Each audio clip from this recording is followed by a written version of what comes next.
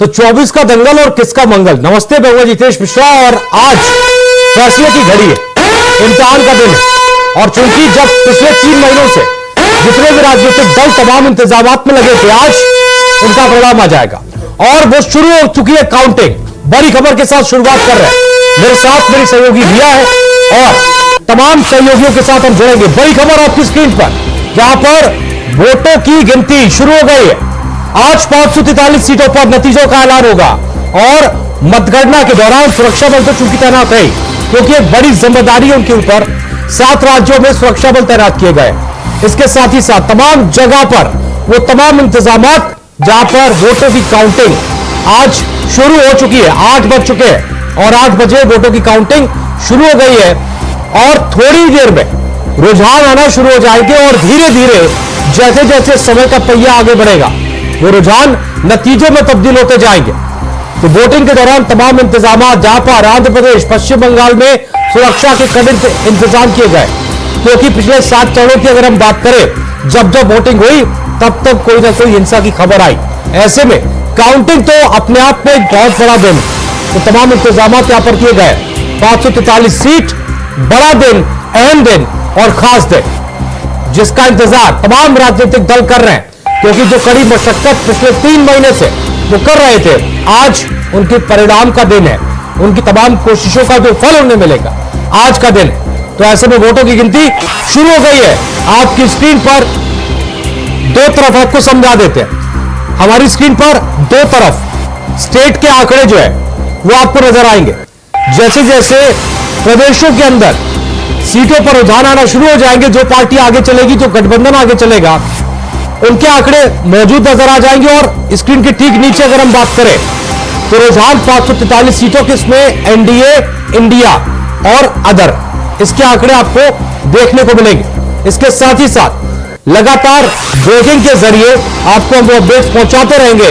हमारे तमाम सहयोगियों की मेहनत आपको स्क्रीन पर नजर आएगी। आप देखेंगे किस तरह से 7 चरणों के बाद जिस तरह से लगातार इंडिया वॉइस ने मेहनत की और आप तक पल पल के अपडेट्स पहुंचाए, और आज भी हम पीछे नहीं है, हम सबसे आगे नजर आएंगे। आपको सबसे सटीक और सबसे तेज नतीजे यहां पर आकर देखने को मिलेंगे।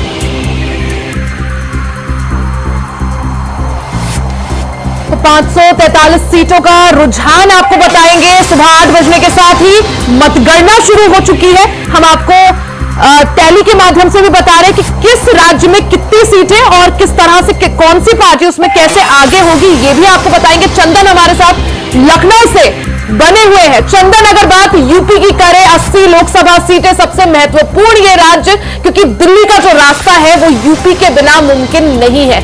ऐसे में सुबह 8 बजते ही कैसी हलचल देखने को मिल रही है?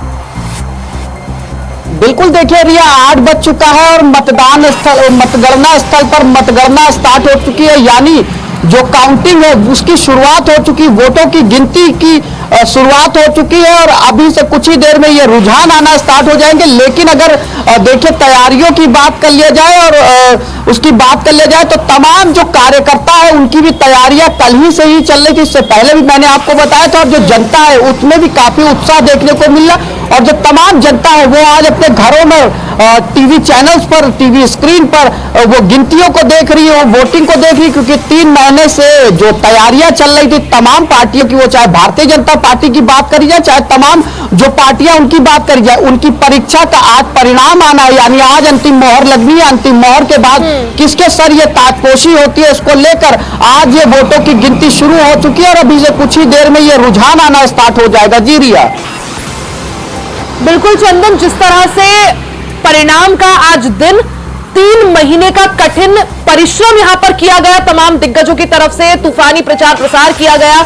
मुख्यमंत्री योगी आदित्यनाथ ने 200 से ज्यादा रैलियां करी, खुद प्रधानमंत्री नरेंद्र मोदी ने 200 से ज्यादा रैलियां और राहुल गांधी ने 100 से ज्यादा। लेकिन जो एग्जिट पोल हमने देखे उसमें ये लगता है कि ये जो मेहनत है ये सिर्फ ये 3 महीने की नहीं, बल्कि एग्जिट पोल्स के अनुसार ये बोल सकते हैं कि भारतीय जनता पार्टी ने 5 साल मेहनत करी।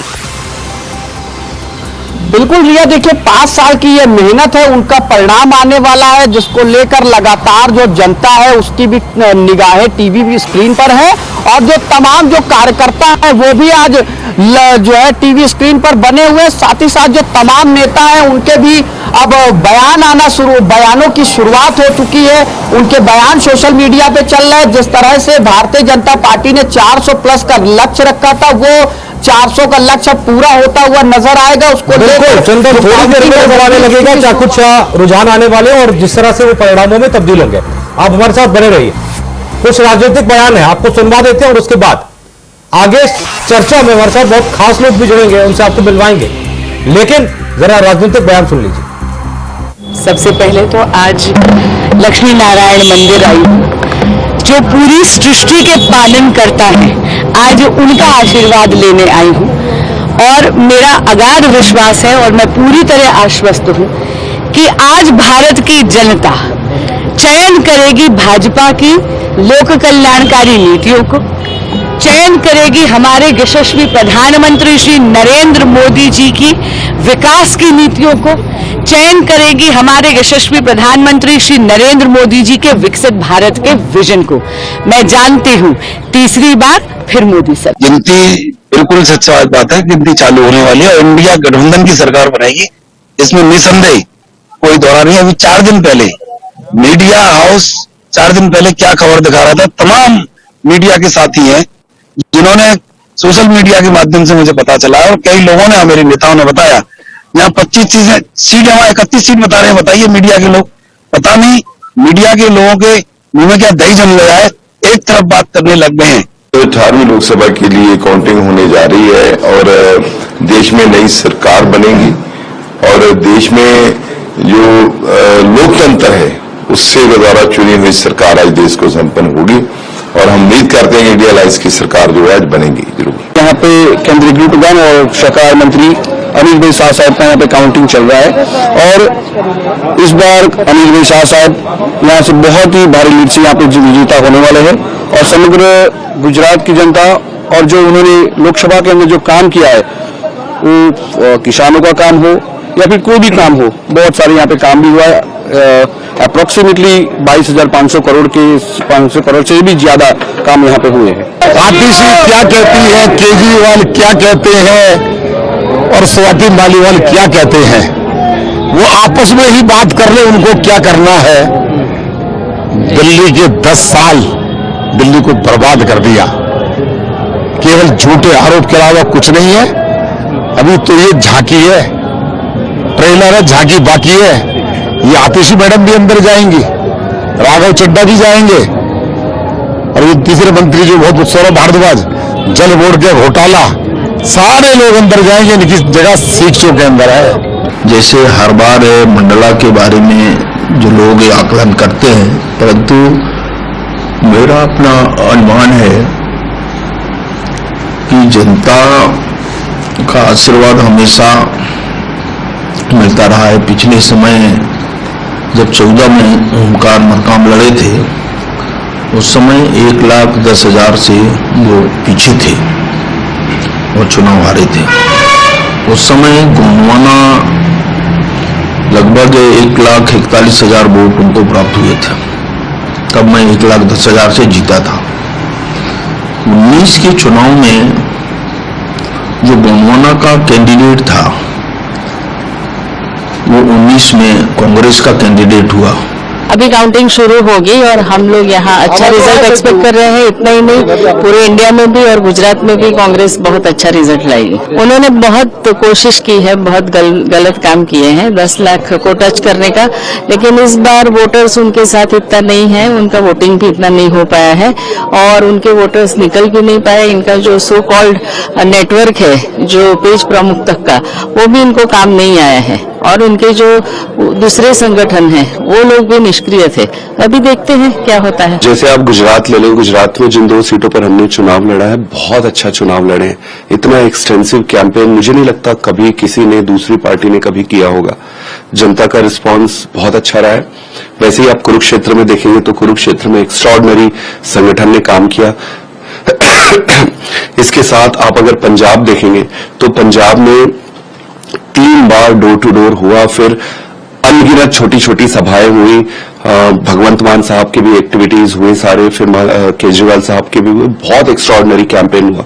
सिमिलरली आप दिल्ली में भी देखेंगे तो बहुत अच्छा कैंपेन हुआ है। तो एक तो ये कैंपेन बहुत संगठन ने बहुत अच्छा किया है।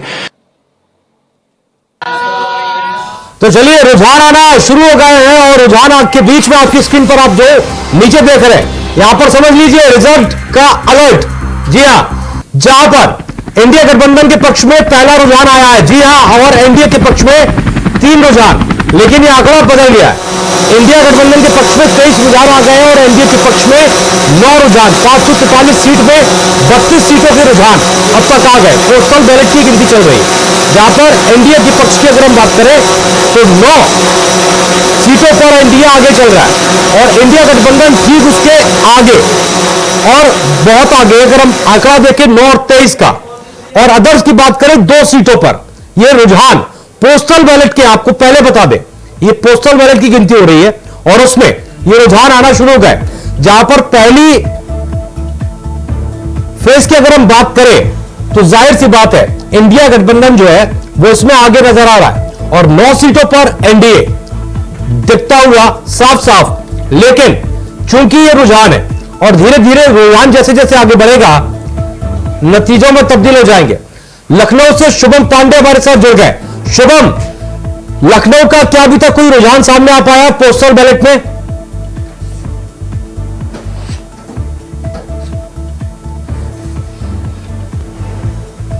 चलिए, अजय भी हमारे साथ बने हुए रांची से।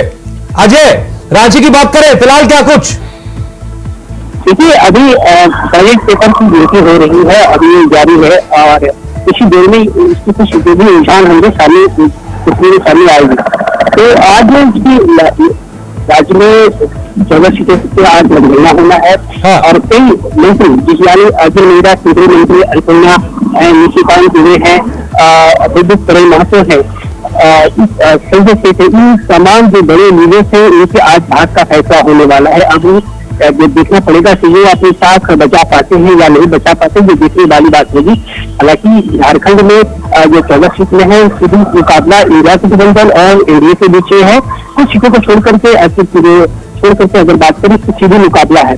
अगर हम दिल्ली की बात करेंगे तो दिल्ली में त्रिकोणीय मुकाबला दिखता आ रहा है, यानी वहाँ से झारखंड मुक्ति मोर्चा के प्रत्याशी बसरा प्रसाद महतो जो झारखंड मुक्ति मोर्चा के एक बड़े लीडर हैं, उनको प्रत्याशी उतारा जाते मुक्ति मोर्चा में। तो दूसरी तरफ जो एनडीए के प्रत्याशी यानी आदर्शी से जो है जो लगातार 2 बार यहाँ पे संसद रहे वो अपनी भाग अजमा रहे। तो इन दोनों के बीच में झारखंड हथियारी संघर्ष मोर्चा जो देवेंद्र महतो है। बिल्कुल, राजा हमारे साथ बने रही है। शुभम हमारे साथ फिर से जुड़ गए और मथुरा से मोहम्मद फारूक भी हमारे साथ जुड़ गए। थोड़ी देर में स्क्रीन पर आपके सामने वो तमाम लोग आ जाएंगे जो इस वक्त हमारे साथ जुड़े हुए हैं। शुभम, लखनऊ में क्या कुछ अपडेट है फिलहाल, जल्दी से बताएं।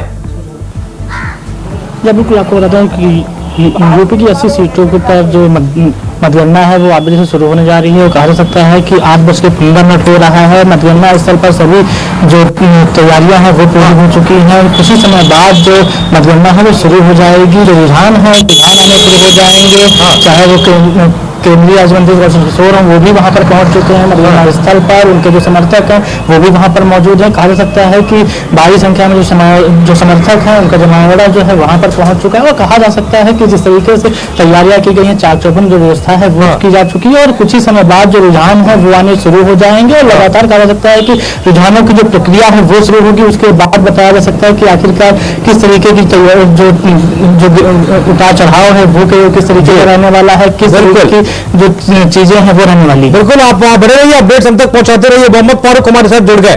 फारूक, मथुरा में हेमा मालिनी की जो डगर है वो कितनी मुश्किल नजर आती है फिलहाल, जल्दी से बता दीजिए। जी बिल्कुल, अजित आपको बता दें कि यहाँ पर जो है अभी पोस्टल बैलेट है उनकी गिनती शुरू हो गई है। अभी पोस्टल बैलेट में मुकेश धनगर अभी थोड़ा आगे दिखाई दे रहे हैं, लेकिन अभी जो है पोस्टल बैलेट की गिनती है। लेकिन पोस्टल बैलेट की गिनती होने के बाद में जब मशीनें खुलेंगी और मशीनों से काउंटिंग शुरू होगी, उसके बाद ये पता चलेगा कि कौन आगे चल रहा है। बिल्कुल, और अब आपकी स्क्रीन पर ही तमाम लोग, सबसे पहले आपको मिलवा देते हैं हमारे साथ हमारे सीनियर और चैनल के editor in chief Ashit Kunal जुड़ गए। Sir most welcome. और हमारे साथ राजेंद्र यादव है, किसान नेता है, जिनसे हम इन तमाम चीजों पर समझने की कोशिश करेंगे आखिरकार जमीनी हकीकत क्या है। इसके साथ ही साथ जैसा कि अभी तक हमने अपडेट लिया, अजय पांडे हमारे साथ है, मोहम्मद फारूक है मथुरा से, शुभम भी हमारे साथ लखनऊ से जुड़े हुए हैं। सबसे पहले अशित सर आपके पास।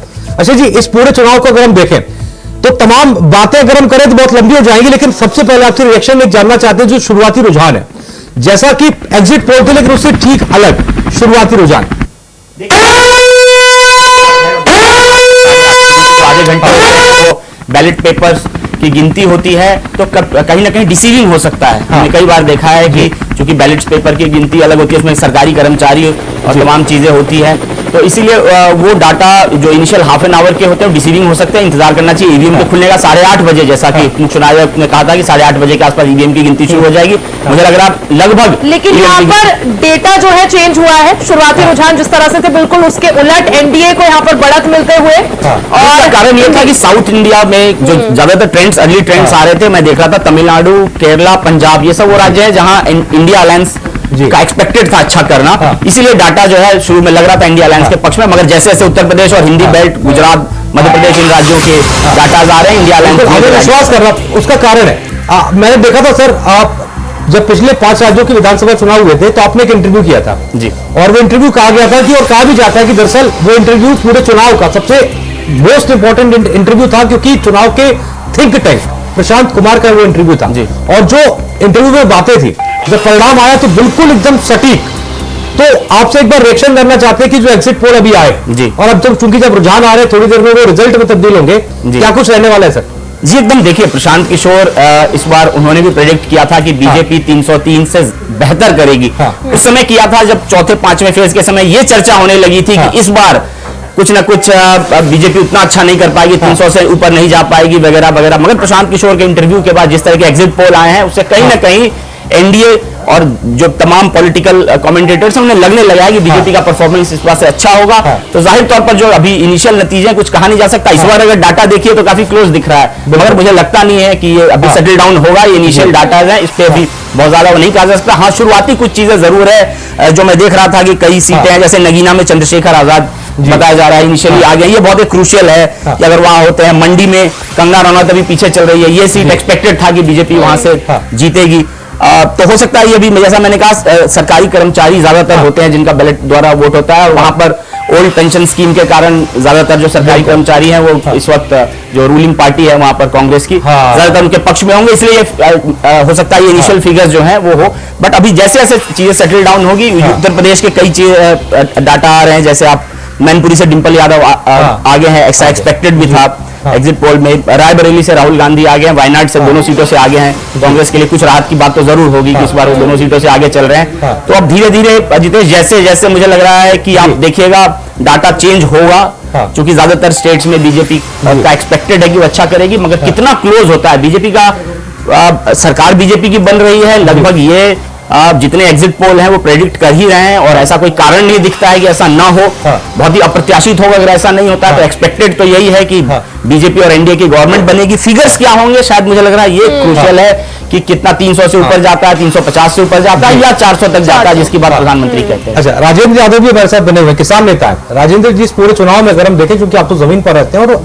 तमाम लोगों से मिलते हैं, उनसे बातें करते हैं, जमीनी हकीकत हमारी तरह आप भी समझते हैं, तो सबसे पहले शुरुआती रुझान जिस तरह के आ रहे हैं वो देखकर क्या नजर आता है सर? क्योंकि जिस तरह के एग्जिट पोल आए उससे पोस्टल बैलेट में अगर हम देखें थोड़ा सा अलग है।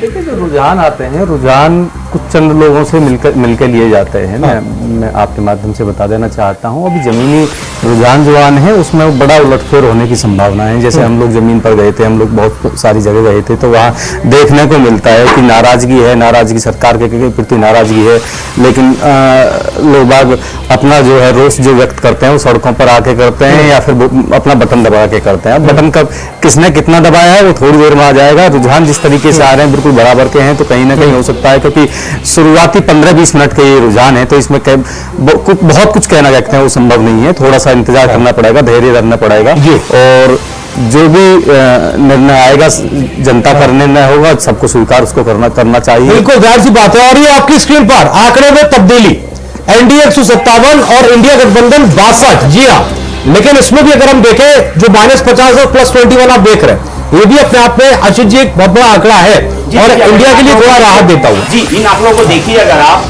तो जैसा इस वक्त स्क्रीन पे आप हमारे देख सकते हैं, तो 50 डाउन एनडीए है। तो यानी अगर इन आंकड़ों को देखिए तो जितना एक्सपेक्टेड है उस रफ्तार से, भले ही वो आगे है, बट जिस तरह का प्रेडिक्ट किया गया था एनडीए के लिए लैंडस्लाइड विक्ट्री, वैसा अभी नहीं दिख रहा है इनिशियल डाटा। मगर मैंने कहा कि अभी कम से कम 1 घंटा 1.5 घंटा सेटल डाउन होने में लगेगा। इनिशियली आप देखिएगा, मैं डाटा देख रहा था कि कई चैनलों पे लगातार अलग अलग इंफॉर्मेशन आ रहे हैं। गुजरात में 1 सीट पर इंडिया अलायंस आ गया, तो ये एक बहुत ही अनएक्सपेक्टेड होगा। अगर गुजरात में कोई 1 सीट पे बैलेट में भी अगर इंडिया अलायंस आगे गुजरात में किसी सीट पे हो जाता है तो बहुत ही अनएक्सपेक्टेड है। पता नहीं कौन सी सीट है गुजरात की वो, जहां इंडिया अलायंस आगे चल रहा है। बात है 14 रुपए की बात करें, 0-0 में फंस गई और इस बार अगर 1 पे आगे चल रही है, कई अनएक्सपेक्टेड इनिशियली अगर आप देखिए तो उत्तर प्रदेश में इस वक्त लग रहा है इनिशियल की कांटे की टक्कर है, लगभग बराबर का। बिहार में इंडिया अलायंस आगे दिख रहा है।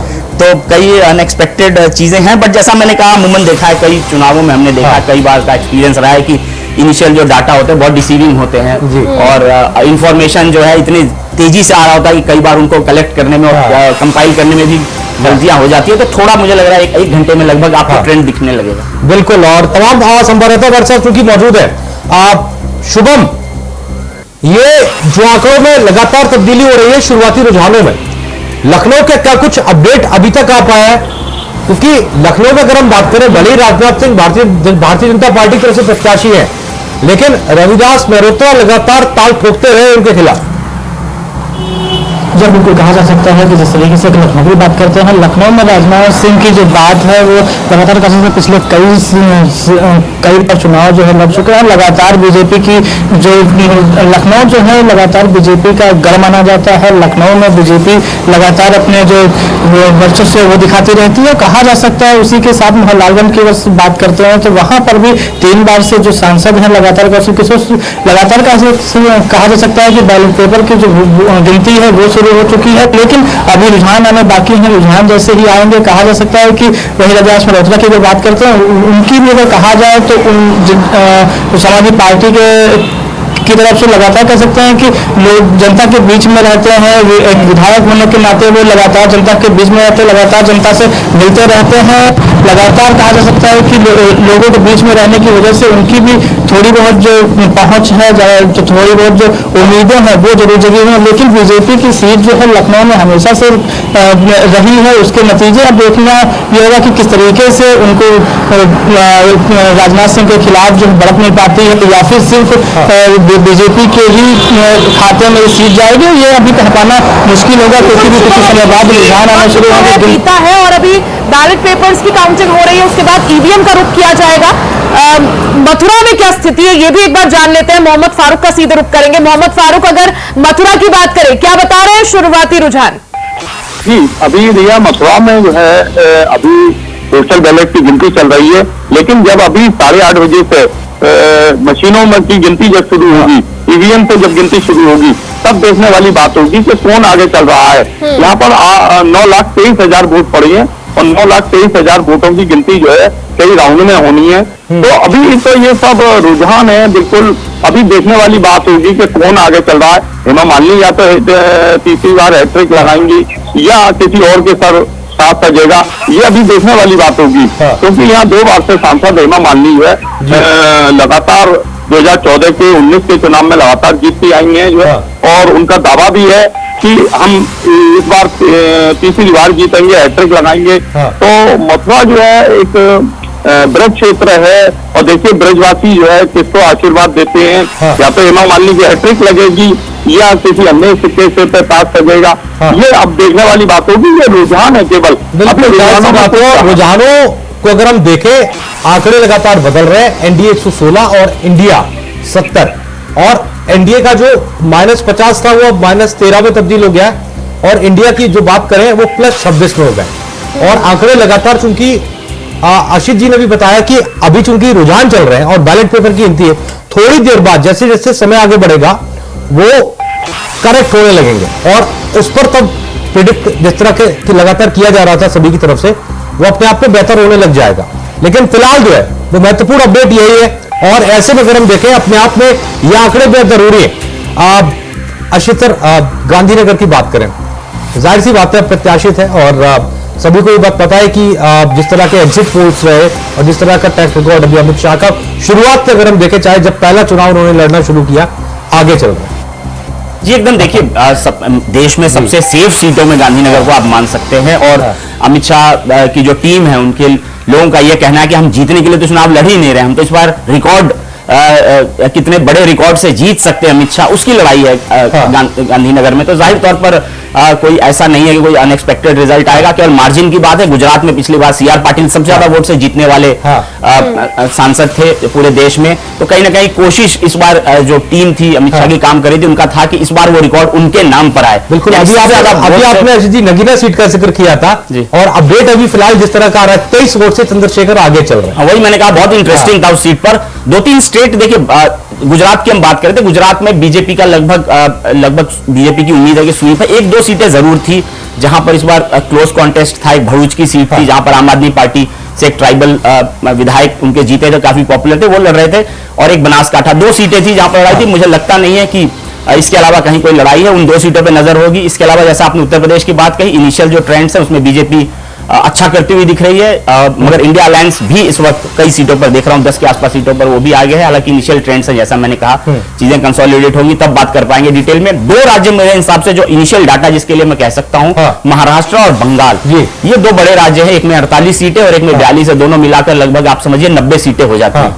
दोनों ही राज्यों में इस वक्त कांटे की टक्कर है, बहुत ही अनएक्सपेक्टेड। जितने भी पॉलस्टर्स थे उनका ये कहना था, जितने भी सेफोलॉजिस्ट थे, कि ये 2 राज्य प्रेडिक्ट करना इस बार सबसे मुश्किल है। बंगाल चूंकि वहां डाटा कलेक्ट करना बड़ा मुश्किल होता है, एग्जिट पोल का, ओपिनियन पोल का, और महाराष्ट्र में चूंकि इतने मल्टी कॉर्नर कॉन्टेस्ट थे वहां कि उन 2 स्टेट्स पे नजर होगी। यहां पर 2 स्टेट मुझे लगता है जिन पे रिजल्ट इधर उधर हो सकता है, उनमें से एक बंगाल है, चूंकि यहाँ पर डाटा कलेक्ट करना बड़ा मुश्किल था, तो दोनों पर नजर हमें बना के रखनी होगी।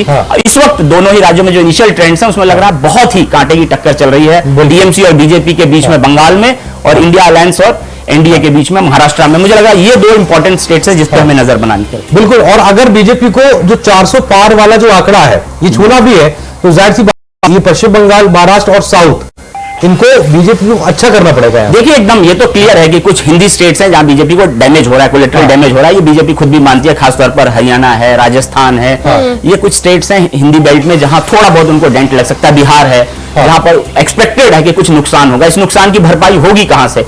ईस्ट और साउथ से होगी। साउथ में खासतौर पर तेलंगाना में बीजेपी को बहुत ज्यादा उम्मीद है। पिछली बार 4 सांसद जीते थे, मगर इस बार चूंकि जो बीआरएस है वो लड़ाई से बाहर हो गई है, तो बीजेपी को उम्मीद है कि तेलंगाना में बहुत अच्छा करेंगे।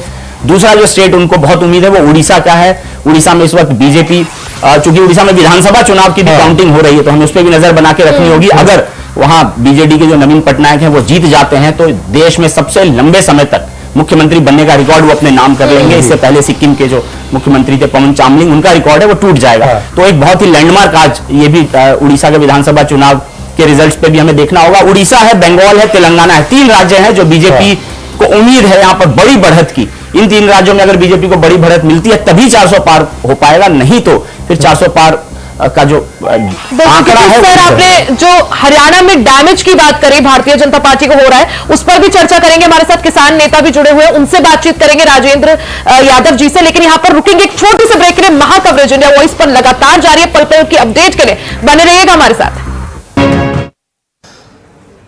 तो 24 का दंगल और किसका होगा मंगल, ये सवाल के साथ हम ग्राउंड पर हैं और लगातार पल पल के अपडेट्स आप तक हम पहुंचा रहे हैं। इस बीच 543 सीटों का जो रुझान है वो आना शुरू हो गया है। पोस्टल बैलेट की गिनती जो है उसका जो रुझान है वो लगातार आपकी स्क्रीन पर है। ये देखिए, ये जो चल रहे हैं ये एनडीए, और यहां पर अगर हम बात करें ये रहा इंडिया, और ऐसे में ये आंकड़े बहुत कुछ कह रहे हैं, बहुत कुछ बता रहे हैं। और ये रहे स्टेट्स के, जहां पर ये अगर हम बात करें बिहार और उत्तराखंड के, और ऐसे ही प्रदेश जो है वो लगातार आपकी स्क्रीन पर बदलते रहेंगे और अपडेट्स आप तक हम पहुंचाते रहेंगे। और तमाम तस्वीरों के जरिए वो जमीनी हकीकत भी दिखा रहे हैं जो आपके लिए जानना बेहद जरूरी है। और सबसे ज्यादा जरूरी इम्तिहान आज परिणाम का दिन है। तो जाहिर सी बात है तमाम अपडेट्स 543 सीटों की बात करें, उनमें से 285 सीटों का अब तक रुझान जो है वो आ चुका है। हालांकि 8:30 के अब ऊपर टाइम हो गया, और चूंकि समय जैसे जैसे अब आगे बढ़ रहा है, यहां से ईवीएम की गिनती जो है वो अब शुरू हो गई है। और अब जो है यहां से धीरे धीरे सेटल डाउन होने ये आंकड़े शुरू हो जाएंगे। चलिए गोपाल राय क्या कुछ करें एक बार सुन लेते हैं। हरियाणा में उन सभी सीटों से काफी सकारात्मक खबर है और हमें भरोसा है कि तानाशाही हारेगी, इंडिया गठबंधन जीतेगा और इस देश के अंदर इस तानाशाही के खात्मे की शुरुआत होगी। दिल्ली, हरियाणा, गुजरात, पंजाब और इसके अलावा असम में भी आपको टोटल 22 सीटों की आम आदमी पार्टी लड़ी। कितनी अगर संख्या, कुछ आंकड़ा बताए, कितनी सीटों की उम्मीद है? देखिए, सभी जगहों से काफी सकारात्मक लोगों के फीडबैक हैं और हमें इस बात का भरोसा है कि आम आदमी पार्टी का लोकसभा के अंदर जो स्ट्राइक रेट रहा है उसमें काफी सकारात्मक जो है परिणाम इस बार देखने को मिलेगा। दिल्ली में अभी तक आपकी लोकसभा में जीतने को लगता है खाता खुलेगा निश्चित। तो आप सुन रहे थे, अभी आश्वस्त थे गोपाल राय, और चूंकि कल हम संजय सिंह को भी सुन रहे थे, इलेक्शन कमीशन ने जिस तरह से प्रेस कॉन्फ्रेंस करके जवाब दिया था विपक्ष के आरोपों का, उस पर वो प्रहार कर रहे थे। और ऐसे में सबसे ज्यादा जरूरी दिन और सबसे ज्यादा जरूरी अपडेट्स इंडिया वॉइस पर 203 एनडीए और इंडिया 114, लेकिन +44। जी हां, ये जरूरी है क्योंकि यही जो है वो आगे काम आएगा। और एनडीए -16 यानी कि 16 नुकसान में, और उत्तर प्रदेश में 35 सीटों पर एनडीए और इंडिया 17 सीटों पर। जी हां, और चूंकि अब ईवीएम की गिनती यहां पर शुरू हो गई है पोस्टल बैलेट के बाद, तो यहां पर और ज्यादा जरूरी तमाम चीजें हो जाती हैं जिन पर लगातार हम चर्चा कर रहे हैं। बदायूं से विजय कुमार हमारे साथ बने हुए हैं। विजय, बदायूं की लड़ाई फिलहाल क्या कह रही है, क्योंकि एन मौके पर जिस तरह से समाजवादी पार्टी की तरफ से प्रत्याशी बदले गए, शिवपाल यादव की जगह उनके बेटे आदित्य यादव मैदान में आए, कहानी कितनी बदली और शुरुआती रुझान क्या कह रहे हैं?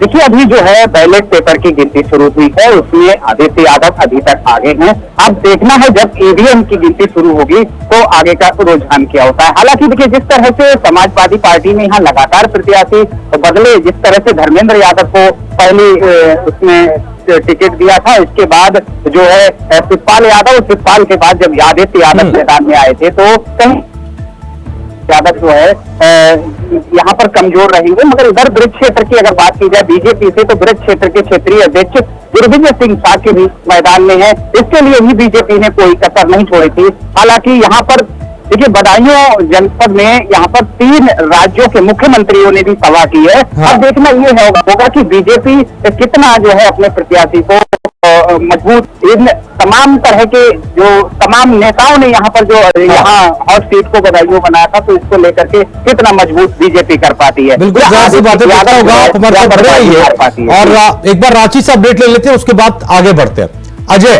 फिलहाल क्या अपडेट है रांची की? अगर हम बात करें, झारखंड में कई सीटें हॉट सीट कही जाती हैं, और चूंकि इस चुनाव में जिस तरह का खेल हुआ उससे और ज्यादा अगर हम बात करें, कई सारी हॉट सीट अपने आप में बन गई हैं। तो एक बार जल्दी से अपडेट दीजिए।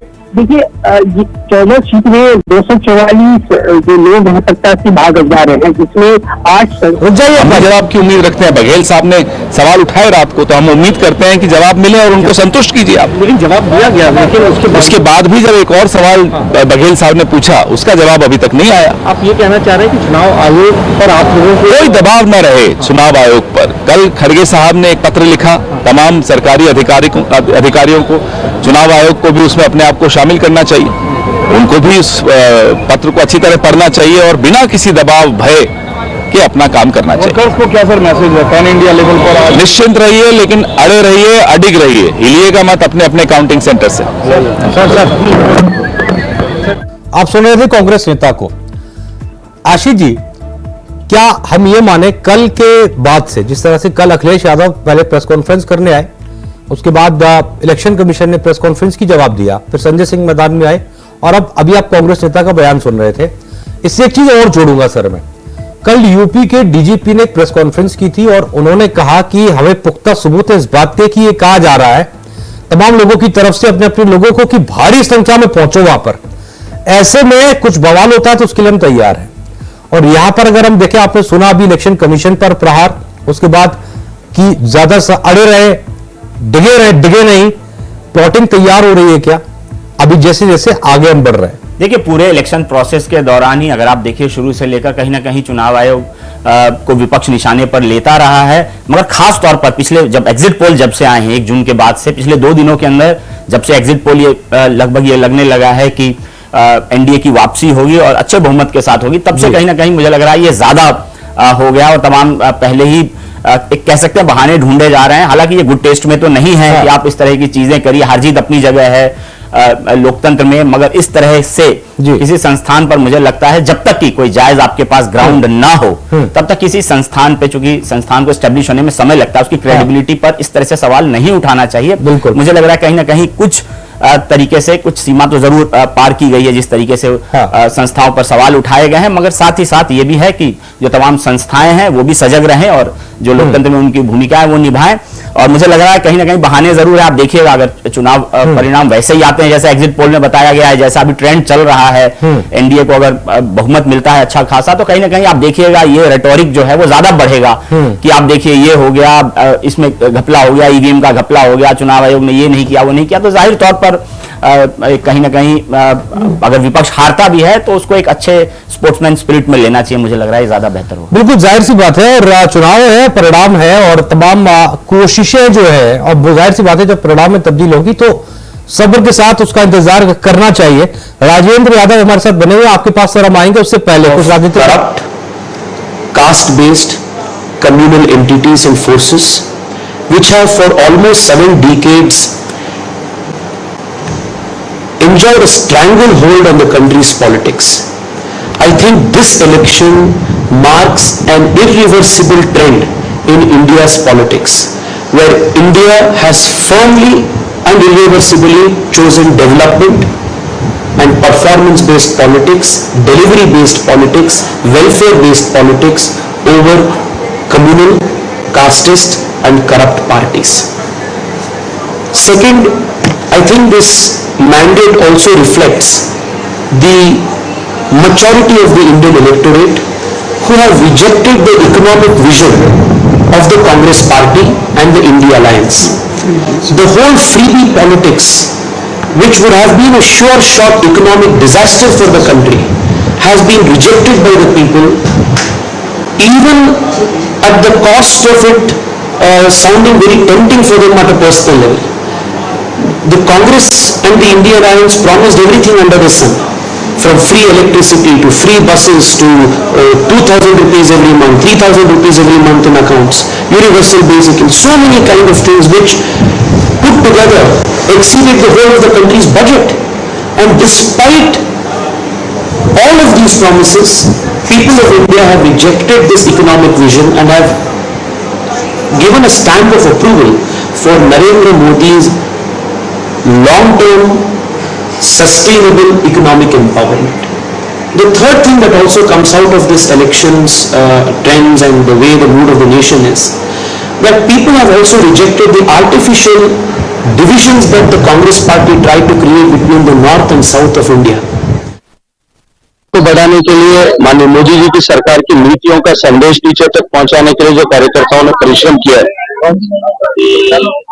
2023 के विधानसभा चुनाव में भागीरथ परिश्रम करके भारतीय जनता पार्टी को जिस तरह जयी विजयी किया है, उस श्रृंखला को पूरा करने के लिए ये जो कुछ भी पुरुषार्थ हुआ है, इस पुरुषार्थ को, इस प्रयास को सफलता में परिवर्तित करने के लिए आज अंतिम मोहर लगाने के लिए काउंटिंग की मतगणना की प्रक्रिया में सारे कार्यकर्ता जा रहे हैं। आपने देखा होगा कितना जोश था, कितना उत्साह था, सभी लोगों को तिलक लगा करके, साफा पहना करके, सबको शगुन दे करके यहाँ से भेजा है। निश्चित रूप से हम सब विजयी होकर के लौटेंगे और विश्वास है भारतीय जनता पार्टी विजयी होगी, भारतीय जनता पार्टी प्रचंड बहुमत से सरकार बनेगी।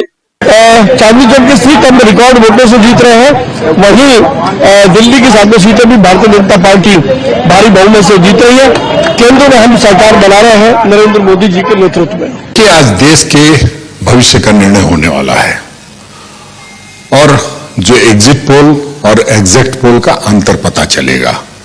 जो लगातार बातें कही जा रही है या जो एक मनोवैज्ञानिक दबाव बनाया जा रहा है एग्जिट पोल के माध्यम से, वो सारी बातें क्लियर हो जाएंगी कि किस तरह से मनोवैज्ञानिक दबाव बनाने का प्रयास किया गया है। एग्जिट पोल वालों ने किस तरह से भाजपा कार्यकर्ता जो उत्साहित और जो कहीं ना कहीं निराश और हताश थे, उन्हें कैसे उत्साहित किया जाए, उसमें वो कहां तक सफल हो पाए हैं और बाकी सारी चीजें होंगी। और हम समझते हैं कि देश का भविष्य तय होगा, देश का भविष्य जनता तय करेगी।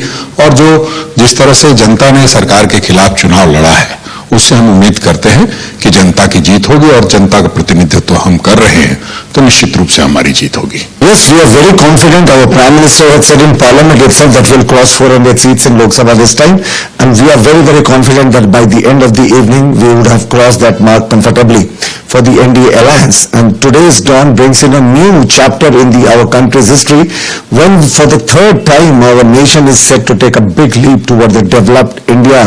Whatever we have dreamt of, the nationalism spirit, the Garib Kalyan Yojana. I would want to say that the entire country is pretty inspired.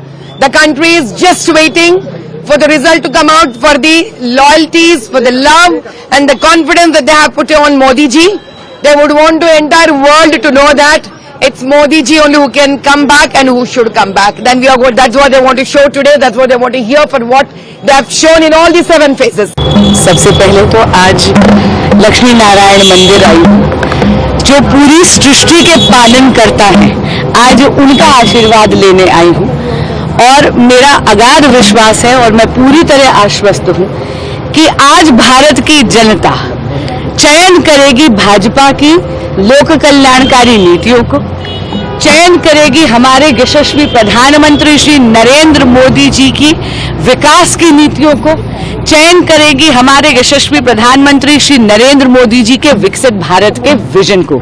मैं जानती हूँ तीसरी बार फिर मोदी सर। गिनती बिल्कुल सच्चा बात है, गिनती चालू होने वाली है और इंडिया गठबंधन की सरकार बनेगी, इसमें निसंदेह कोई दौरा नहीं। अभी 4 दिन पहले मीडिया हाउस 4 दिन पहले क्या खबर दिखा रहा था, तमाम मीडिया के साथी हैं जिन्होंने सोशल मीडिया के माध्यम से मुझे पता चला और कई लोगों ने, मेरे नेताओं ने बताया, यहाँ 25 सीट है, वहां 31 सीट बता रहे हैं। बताइए मीडिया के लोग, पता नहीं मीडिया के लोगों के मुंह में क्या दही जम गया है, एक तरफ बात करने लग गए हैं। तो 18वीं लोकसभा के लिए काउंटिंग होने जा रही है और देश में नई सरकार बनेगी और देश में जो लोकतंत्र है उससे द्वारा चुनी हुई सरकार आज देश को संपन्न होगी और हम उम्मीद करते हैं कि इंडिया अलायंस की सरकार जो है आज बनेगी जरूर। यहाँ पे केंद्रीय गृह प्रधान और सरकार मंत्री अनिल भाई शाह साहब का यहाँ पे काउंटिंग चल रहा है और इस बार अनिल भाई शाह साहब यहाँ से बहुत ही भारी लीड से यहाँ पे विजेता होने वाले हैं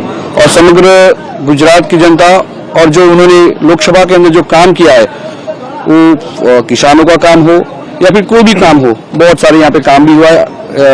अप्रोक्सीमेटली 22,500 करोड़ के 500 करोड़ से भी ज्यादा काम यहाँ पे हुए हैं। आतिशी क्या कहती है, केजरीवाल क्या कहते हैं और स्वाति मालीवाल क्या कहते हैं, वो आपस में ही बात कर ले उनको क्या करना है।